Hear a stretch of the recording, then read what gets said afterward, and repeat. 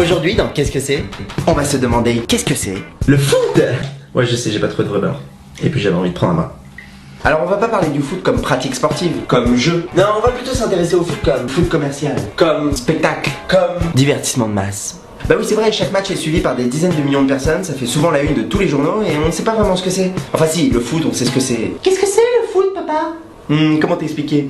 Le foot, c'est 22 personnes divisées en deux qui jouent avec leurs pieds à taper dans une balle sur une pelouse verte, entourées de 80 000 personnes dans un stade qui les regardent pendant 2 heures et de millions d'autres qui les regardent avec leur télévision.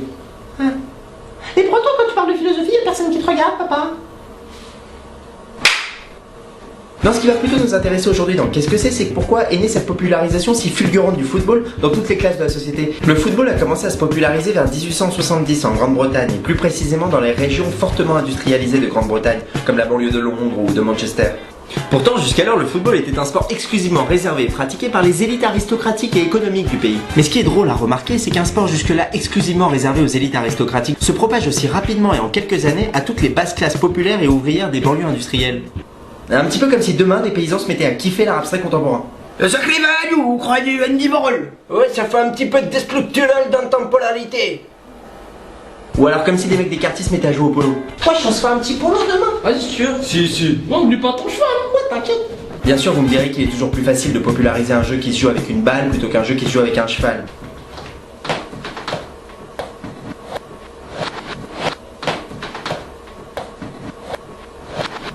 Mais ce passage fulgurant du football de la classe la plus haute à la classe la plus basse de la société ne s'est pas fait sans cause. Il y avait autre chose qui se propageait encore plus vite dans le milieu des classes ouvrières des peuples d'Europe. C'était le mécontentement des nouveaux travailleurs de l'ère industrielle. Ce qui se propageait aussi très vite, c'était les grèves, les révoltes sociales, le refus des hommes de vivre dans une société toujours plus déshumanisante. Bref, les élites étaient dans la merde.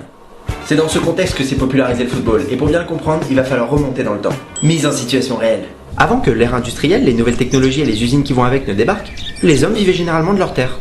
Puis l'industrie et la société dite moderne a un petit peu changé leur mode de vie. Jim? Ouais. On s'est pas un peu fait niquer? Ah ouais. Bon, on fait quoi? Bon, on arrête ça, on va aller se battre, puis on va le dire à tout le monde. Ok. On s'est fait niquer! On s'est fait niquer! On s'est fait niquer! On s'est fait niquer! On s'est fait niquer! On s'est fait niquer! Oh shit, Brian, on est dans la merde. Oh yeah, Charlie, on est vraiment dans la merde. Si on fait rien, c'est tout notre système qui va s'écrouler pour trouver une solution tout de suite. Now! On a qu'à empoisonner et assassiner tous les leaders du mouvement. Non, on va encore se faire griller. Et puis de toute façon, il y aura toujours des nouveaux leaders qui vont se réveiller. Ça sert à rien, il faut trouver autre chose vite. Alors on a qu'à tous les tuer. Et si on les tue tous, qu'est-ce qui fabriquera les objets de merde qu'on se sert tous les jours et qui servent à rien et qu'on adore? Et puis c'est eux qui fabriquent les armes avec lesquelles on se protège. Non, il faut trouver autre chose.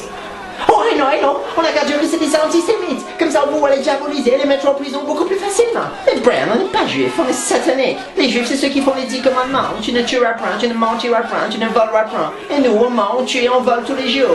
Donc on n'est pas juifs. Mais c'est une bonne stratégie, on la gardera pour plus tard. Mais là, il faut qu'on trouve un truc pour tout de suite, on n'a pas le temps, vite. Oh, et non, on a qu'à les faire jouer au foot. Ta gueule, Brian!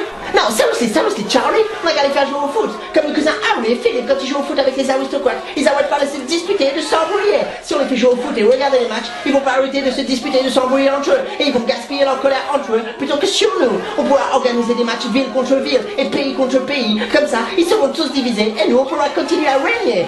Oh, brilliant! Good idea!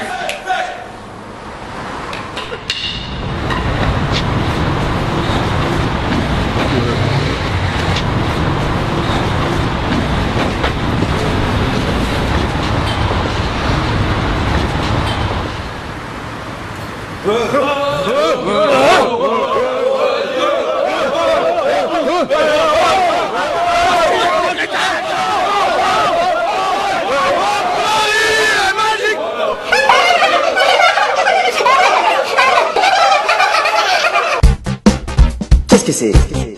Sur Télé Bien? Télé Bien, la télé du bien.